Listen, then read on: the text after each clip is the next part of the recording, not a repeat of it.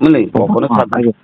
ପବନ ସାଧନା କରିକି ଯେତିକି ଦିନ ଅଛ ସେଇ ସାଧନା କରିକିରି ତମେ ଉପରକୁ ଯା ତୁମର ସେଗୁଡାକ ସବୁ ଗୁଡାକ ଧୀରେ ପବନ ଧୀରେ ସାଧନା ମାନେ ବାବା କଣ ତମେ ଖାଇବନି କିଛି ନା କଣ?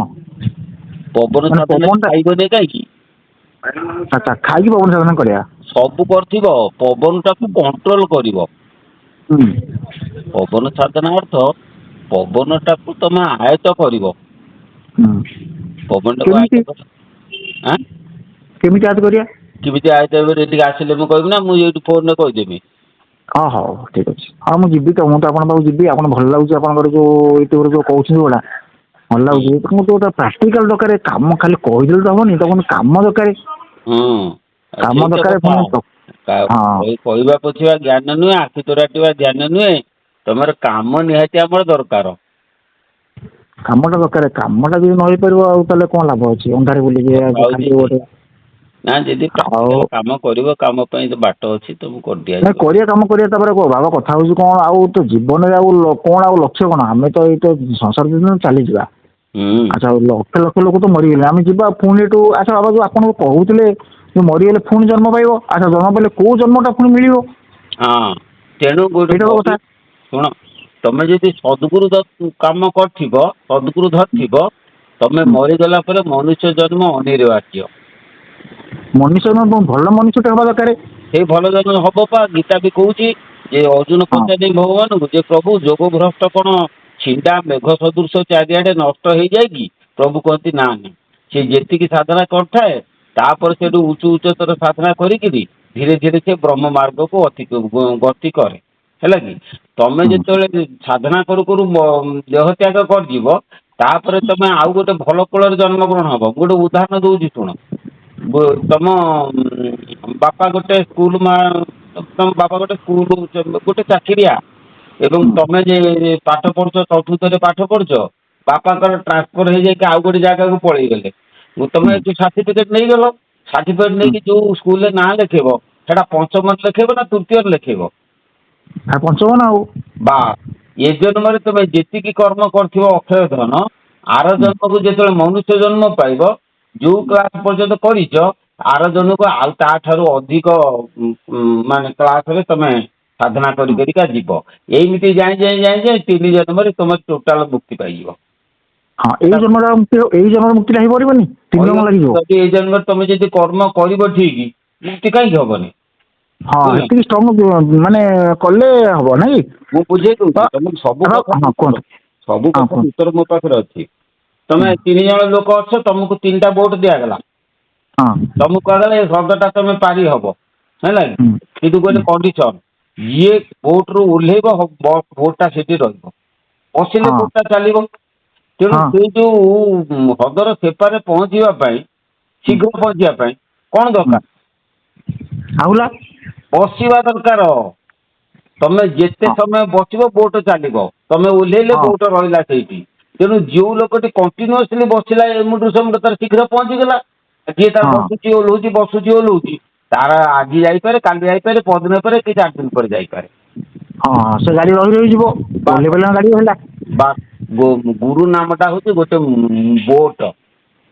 ଆଚ୍ଛା ପରିବାର ଭିତରେ ରହିି କରିହବ ତ ସଂସାର ଭିତରେ ରହିକି? ତୋ ମନଟା ଭାରି ଚଞ୍ଚଳ ମୁଁ ଗୋଟେ କଥା ନାଇଁ କହୁଛି ତୁ ଶୁଣୁନୁ ଆଗେ କଣ ହଁ କୁହନ୍ତୁ କୁହନ୍ତୁ କୁହନ୍ତୁ ଗୁରୁ ନାମଟା ହେଲା ବୋଟ ହେଲା ହଁ ସେ ଆଜ୍ଞା ବୋଟରେ ତମେ ଯେତେ ବସିବ ସିଏ ସେତେ ତମକୁ ଆଗକୁ ନବ ଯଦି ତମେ ହଁ ଦୀର୍ଘ ସମୟ ବସିକିରି ଏଇ ଜନ୍ମରେ ଅଧିକ କର୍ମ କରିପାର ମୁକ୍ତି ଅନିର୍ବାର୍ଯ୍ୟ ଯଦି କର୍ମ କମ କଲ ଆଉ ଗୋଟେ 2ଟା ଜନ୍ମ ତମକୁ ଲାଗିବ ଆଉ ହଁ ଡେରି ହେଇଯିବ ଆଉ ହଁ ପରିବାର ଭିତରେ ହବନି ଆଉ କଣ ଆମ ଠାକୁର କହିଲେ ଗୃହ କର୍ମ ଶ୍ରେଷ୍ଠ କର୍ମ ତାକୁ ଶେଷ କରି ମୋ ପାଖକୁ ଆସ ସଂସାରୀ ହଁ ମାନଙ୍କ ପାଇଁ ଗିରି ଗୁହା କିମ୍ବା ବଣ ଜଙ୍ଗଲର ଆବଶ୍ୟକତା ନାହିଁ ହେଲା କି ଆଚ୍ଛା ହଁ ସେମାନେ ଗୃହରେ ରହି ସଂସାର କରି ସଂସାର ଭିତରେ ରହିକି ମଧ୍ୟ ଈଶ୍ୱର ଉପଲବ୍ଧି କରିପାରନ୍ତି।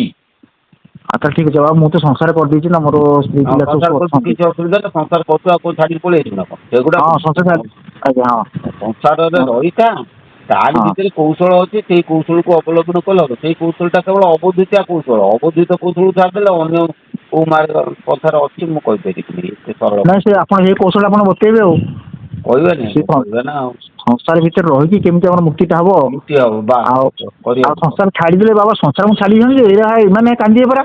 ନା ନା କେମିତି କି ଛାଡ଼ିବୁ କାହିଁକି?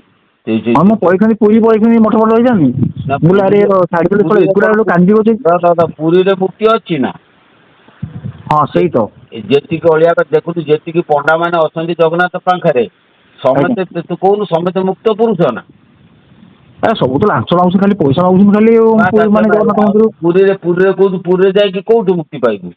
ବୁଲୁଥିଲେ ଜାନେ ବିଶ୍ୱ ସାରା ଯାହିଁ ନ ପାଇବୁ କାହିଁ ବିଶବ୍ଦ ସ୍ଥାନ ଏ କର୍ଣ୍ଣ ଥାଇ ଧ୍ୱନି ଶୁଣି ନ ଶୁଣିଲେ ଶୂନ୍ୟ ପ୍ରାପ୍ତି ହୋଇବେ ନିରଞ୍ଜନ। ବୁଝିପାରିଲ ନା? ଏ ଘର ଆଜ୍ଞା ଭିତରେ ରହିକି ମଧ୍ୟ ଯଦି ଗୁରୁ ଉପଦିଷ୍ଟ କର୍ମ ଠିକ କରିପାରିଲ ସବୁ ହଁ ପାଇବ।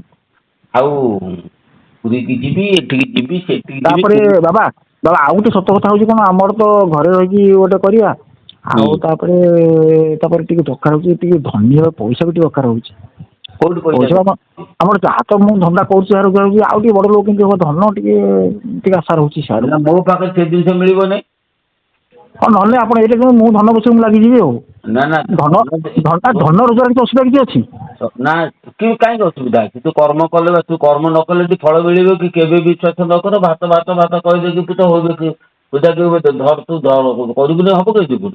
ହଁ ଆଉ କର୍ମ ପଇସା ଆସିବ କୋଉଠି କେମିତି? ହଁ ଧନ ରୋଜଗାର କର, ହୁଁ ପଇସା ସବୁ କରିବୁ, ତାରି ଭିତରେ ଥିବୁ, ସବୁ କରିକି ମଧ୍ୟ ତୁ ଈଶ୍ୱର ଉପଲବ୍ଧି କରିପାରିବୁ। ତା ଭିତରେ ମୋତେ ମୁକ୍ତି ମିଳିପାରିବ। ହଁ ଆପଣ ଯୋଉ ଲାଇନଟା ବତେଇବେ କହୁଛନ୍ତି। ଆଉ ହଉ ହଉ ରବିବାର ମୁଁ ଯିବି ଆଉ। ହଁ ଆସିବ ଆଉ। ସକାଳୁ ଗଲେ ହିଁ ଆପଣଙ୍କ ପାଖେ ପହଞ୍ଚିବି 9ଟା 10ଟା ବେଳକୁ ଆଉ। ଏଇ ପାଣିକୋଇଲି ଓହ୍ଲେଇକି ହେବି, ଆପଣ ଫୋନ୍ ଟା ଟିକେ କରିଦେବେ ନହେଲେ ଆଉ। ଶନିବାର ଦିନ ଫୋନ୍ କରିକି ଯିବୁ ନା ରବିବାର ଦିନ ଭୋର ଫୋନ୍ କରିବୁ ତାପରେ ଆସିବୁ? ତାହେଲେ କାଲି ଫୋନ୍ କରିବି? କାଲି ଶନିବାର ନା? ଆଜି ଶୁକ୍ରବାର ବା। ସେ ରବିବାର ଦିନ ଭୋର ଫୋନ୍ କରିବୁ 7ଟା 8ଟା ବେଳକୁ। ରବିବାର ଦିନ ସକାଳୁ? ହୁଁ। ହଉ ଆପଣ ରହିପାରନ୍ତି ନ ରହିପାରନ୍ତି? ନା ଆମର ବା ଫଙ୍କସନ୍ ଟା ଅଛି, କଣ ଅବସ୍ଥାରେ ଥିବି କଣ କରିଥିବି ନାଇଁ ମୁଁ ଫୋନ୍ କଲେ ମୁଁ କହିବି ନାଇଁ ନା। ଫଙ୍କସନ୍ ଟା କାଲି ବା ଅଛି। ହଁ କାଲି ଥାଉ, ଆଜି ଠାରୁ ଲୋକ ଆସିକି ରୁଣ୍ଡ ହେଲେଣି। ହଁ ଲୋକ ଆଚ୍ଛା ହଁ ତାହେଲେ ରବିବାର ଆପଣ ଏଇଟା କୋଉ ଫଙ୍କସନ୍ ହଉଛି? ଫଙ୍କସନ୍ ଆମର ଜନ୍ମଦିନ ଅଛି, ଭକ୍ତ ମାନେ ଆସୁଛନ୍ତି ଆଉ। ଆଉ ନହେଲେ ମୁଁ କାଲି ନହେଲେ ପଳେଇବି ଟିକେ ବୁଲିକି ଆସିବି ନହେଲେ ଦେଖିକି ଫଙ୍କସନ୍ ଟା। ଆସୁନୁ ଯଦି କାଲି ଆସିବୁ, କାଲି ରହିବୁ, ପହରଦିନ ଦୀକ୍ଷା ନେଇକି ପଳେଇବୁ। ହଁ ଠିକ୍ ଅଛି। ସେଇଆ କର। ଦୀକ୍ଷା ବାବା ଦୀକ୍ଷାଟା ତ ଦେବେ ତ, ଦୀକ୍ଷା ମୁଁ ଆଗ ଆପଣ ବସିକି କଥା ହେବି କଣ କେମିତି କରିବା, ଦୀକ୍ଷା ନେଲେ କଣ ଅଛି ସିଷ୍ଟମ୍ ତାର? ଇରେ ହେଇ ଦୀକ୍ଷା ଫିକ୍ଷା ଛାଡ, ତୁ ଆସେ ବୁଲିକି ଯା ତାପରେ ଦେଖିବୁ। ହଁ ଆଜ୍ଞା ମୁଁ କାଲି ଯିବି, ଦୀକ୍ଷା ମୋତେ ଦେବେ ଆପଣ ଆଉ। ନା ଦୀକ୍ଷା ଦେବାର କିଛି ନାହିଁ, ମୁଁ ଦୀକ୍ଷା ତୁ ଆଗେ ବୁଲିକି ଯା ତାପରେ ଯୋଉ କଥା। ହଁ ମୁଁ କାଲି ଯିବି ବୁଲିକି ଆସିବି। ଦୀକ୍ଷା ନେବି, ଦୀକ୍ଷାରେ କଣ ଅଛି? ଦୀକ୍ଷା ନେବି ମୁଁ ଦୀକ୍ଷା ତ କଣ ମୁଁ ଆଇଁଷ ଖାଉନି, ମୁଁ ସାଧା ଅଛି ପୁରା। ହୁଁ ଆଉ ମୁଇଁ ତ ମୁଁ ଖାଉଛି। ସାଧା ଅଛି। ଆପଣ ଆଇଁଷ ଖାଉଛନ୍ତି? ହଁ ମାଛ ମାଂସ? ସବୁ ଖାଉଛି। ହଁ ଆପଣ ଖାଆନ୍ତୁ, ଆମକୁ ତ ବାବା ଇଆଡେ ମନା କରୁଛନ୍ତି, ଯୋଉ ଆମ ନିଶ୍ଚଳ ବାବା ଆମର ଶାକାହାରୀ ହେଇଯାଉଛୁ। ନିଶ୍ଚଳାନନ୍ଦ ଯଦି କହୁଛନ୍ତି ତାହେଲେ ଏଠିକି ତୁ ମୋଟେ ଆନା। ନାଇଁ ମୁଁ ଆପଣଙ୍କ ପାଖକୁ ଯିବି। ଏଠି ମୁଁ ମୁଁ ପା ତତେ କହିଲି ତମେ ଯେତେବେଳେ ସଂସାର କରୁଛ, ହଁ ସଂସାର କରିକି ଯେତେବେଳେ ଈଶ୍ୱରଙ୍କୁ ପାଇବୁ, ଏଠି ହଁ ସଂସାର ଭିତରେ ଭଲ ମନ୍ଦ ସବୁ ଅଛି, ଖାଲି ଆଇଁଷଟା ଛାଡ଼ିଦେଲେ କଣ ତୋର ସବୁ ହେଇଗଲା ନା? ନାଇଁ ସିଏ ବାବା କହିଲେ ଜୀବ ହତ୍ୟା ହଉଛି ତ, ଏଇଟା କହିଲେ ଜୀବ ହତ୍ୟା ଟା ତୁ ଭଲ ଜୀବ ନୁହଁ ହତ୍ୟା ଏଇଟା। କାହିଁ କରିବୁ? ତୁ ହୁଁ ଜୀବ ହତ୍ୟା କାହିଁ କରିବୁ? ଯିଏ ଯାହା ଦେଲା ତୁ ଖାଇବୁ, କହିବୁନୁ କାହାକୁ କିଛି। ଦବ ଯେ, କିଏ ମାଛ ଦବ ମୁଁ ଖାଇଦେବି? ସିଏ ତ ଦେଲା ତୋର କଣ ହେଲା? ନାଇଁ ସେଟା ମୁଁ ଖାଉନି। ମାଛ, ମାଂସ, ଅଣ୍ଡା ମୁଁ ବନ୍ଦ କଲିଣି 15 ବର୍ଷ ହେଲା ଆଉ। ତୁ ମୋଟେ ଆମ ଏଠିକି ଆଏନା। ବୁଝିପାରୁଛୁ ନା ବାବା ମୁଁ ଯିବି କାଲି, କାଲି ଯିବି ମୁଁ। ନା ତୁ ଆଏନା, ତୁ ସେଇଠି କହୁଛନ୍ତି ଯାହା କହିଛନ୍ତି ସେଇଠି ତୁ ମାନିକି ଚଳ। ତାଙ୍କ ପଥ ଅଲଗା, ଆମ ପଥ ଅଲଗା। ତାହେଲେ ଆପଣଙ୍କର ଆଇଁଷ ଫାଇଁଷ ଖାଇଲେ ଏ ସବୁ ଚଳିବ? ସବୁ ଚଳିବ। ଆଇଁଷ ମାଛ ମାଂସ ଖାଇବ ତା ଭିତରେ ବି ଆଇଁଷ ମୁକ୍ତି କଣ ମିଳିବ? ଆଇଁଷ କାହା କୁହନ୍ତି ଜାଣିଛୁ ନା? ଆଇଁଷ ତ କହୁଛନ୍ତି ମାଛ ମାଂସ ଏଇଗୁଡା କହୁଛନ୍ତି ଆଉ। ନା ଆମ ମତରେ ଆମ ବୁଝ ଆଇଁଷ ହଉଛି ନାରୀ ସଙ୍ଗ। ନାଡି ଜଙ୍ଗ ଆଉ ନା ଗୁଡାକ କୌଣସି ଜିନିଷ ସବୁ ଆଇଁଷ ନୁହଁ। ଓହୋ ତାହେଲେ ହେଇଗୁଡ଼ା ଆପଣ କହୁଛନ୍ତି ମାନେ ସଂଯମ ରହିବ? ହଁ। ସଂଯମ ଆମେ ସଂଯମ ରହୁଛୁ, ଆମେ କେତେବେଳେ କଣ ଟିକେ ମୁଁ ଆଉ ସଂଯମ ତ ରହିପାରିବିନି, ମୁଁ ଆଉ ହେରା କରୁନି ଆଉ। ହଉ ଠିକ ଅଛି, ହଉ ଏଇଗୁଡ଼ା ତୁ କଣ ଆସେ କଥା ହବା। ହଉ ହଉ। ଆଚ୍ଛା ହଉ।